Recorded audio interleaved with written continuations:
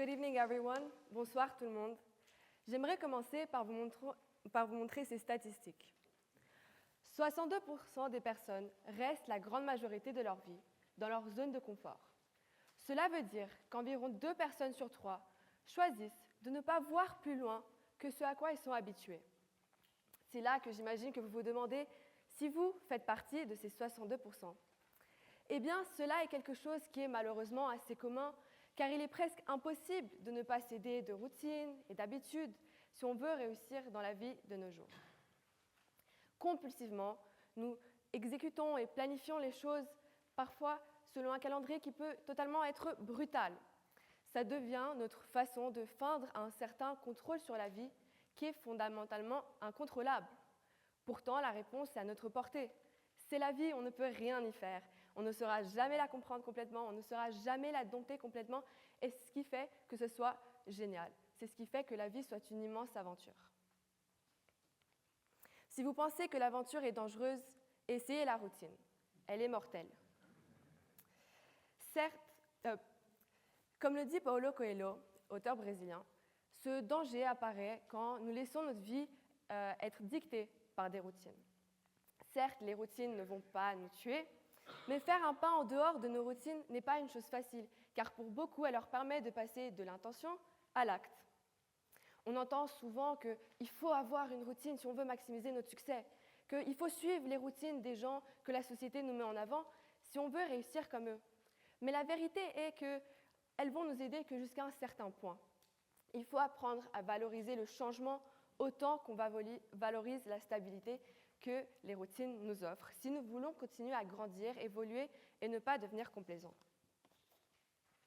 Vous vous dites sûrement aussi que c'est plus simple à dire que de faire, de sortir de nos zones de confort. Mais pour aborder quelque chose qui est aussi ancré dans nos vies, il suffit de faire un petit pas à la fois. Par exemple, je suis une personne qui adore la glace. Pendant l'été, j'en mange au moins une par jour. Et si j'en mange pas, c'est qu'il y a un problème. Mais pendant longtemps, je refusais absolument de prendre tout autre goût que chocolat ou caramel. Mais en faisant ça, je faisais que me priver de toutes les autres saveurs qui existent. Alors, j'ai décidé de me donner un petit challenge, c'est-à-dire chaque fois que j'allais prendre une glace, de prendre un autre goût, d'essayer quelque chose de nouveau. Et ce petit challenge, il m'a beaucoup plu. Et à force de l'appliquer un peu partout, j'ai commencé à faire des pas en dehors de ma zone de confort sans me rendre compte. J'avais des nouvelles perspectives qui étaient renforcées par la confiance que j'avais gagnée en moi lorsque j'ai fait ces petits pas. C'est pour ça que je vous encourage donc à faire de même, c'est-à-dire une petite action par jour, que ce soit parler à une nouvelle personne, essayer d'apprendre une nouvelle langue ou simplement prendre un chemin différent pour arriver au travail ou à l'école. Petit à petit, votre zone de confort s'agrandira. Les zones de confort, pour moi, sont aussi comme un petit cocon qui nous protège de l'échec et de la vulnérabilité. Pourtant, cette vulnérabilité peut paradoxalement aussi être une bonne chose, si on sait comment l'aborder. Il faut beaucoup de courage pour se mettre dans une position vulnérable. Mais la vulnérabilité favorise l'authenticité, une monnaie rare de nos jours. L'année dernière, au Students United Nations, j'ai décidé de faire un rap avec l'Arabie Saoudite. Alors, parler devant 500 personnes n'est pas une chose simple, mais faire un rap lorsqu'on n'est pas Eminem devant 500 personnes, c'est autre chose. J'étais très clairement en train de faire un pas en dehors de ma zone de confort. Et entre ma voix qui tremblait, mon cœur qui battait à 100 à l'heure, je m'étais mise dans une position vulnérable, à partir de laquelle j'avais contemplé l'échec droit dans les yeux. Néanmoins, à ma grande surprise, la salle a adoré le moment et ils ont commencé à faire le rap avec nous. Tout simplement, c'était devenu un des moments les plus mémorables parce qu'il était authentique. C'est ce qui l'avait rendu unique. J'aime beaucoup un des vers de la chanson Miss Jackson de The Outcast, que vous connaissez sûrement, où il chante « You can plan a pretty picnic, but you can't predict the weather ». En français, on peut planifier un joli pique-nique, mais on ne peut pas planifier la météo. J'espère que personne n'a planifié un pique-nique aujourd'hui.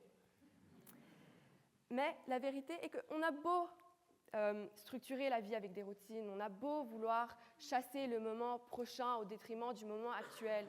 La vie reste une aventure sinueuse qui a des virages inattendus, à gauche, à droite, en haut, en bas. C'est tout sauf une ligne droite. Et c'est lorsqu'on se détache de nos routines, c'est lorsqu'on se détache de cette ligne droite qu'on commence à faire confiance à nos instincts et qu'on commence à accepter les défis de la vie les bras ouverts. La routine, bien que confortable, peut rendre la vie monotone. C'est vrai qu'un chemin tout droit peut devenir très ennuyeux. Mais c'est avec du courage et des petites actions que nous pouvons raviver notre créativité et qu'on peut redécouvrir la joie du nouveau. Parfois, s'engager dans un nouveau chapitre de la vie nécessite une action audacieuse, nécessite qu'on laisse le passé derrière nous si on veut faire place à une action, à quelque chose de nouveau, à quelque chose de transformateur. L'année prochaine représente pour moi et mes camarades un nouveau défi, un chapitre qui se situe entièrement en dehors de nos zones de confort. J'ai très hâte de voir ce que l'université pourra m'offrir, mais seule la pensée de mes premiers pas dans le monde des adultes m'angoisse terriblement. Cette expérience nouvelle viendra aussi avec des nouveaux défis qu'il faudra surmonter en acceptant l'échec, en acceptant la vulnérabilité, en acceptant nos erreurs. Car c'est aussi dans la manière dont nous choisissons de relever ces nouveaux défis que nous devenons résilients et que nous découvrirons notre véritable potentiel, qui est immense, mais parfois caché derrière nos routines.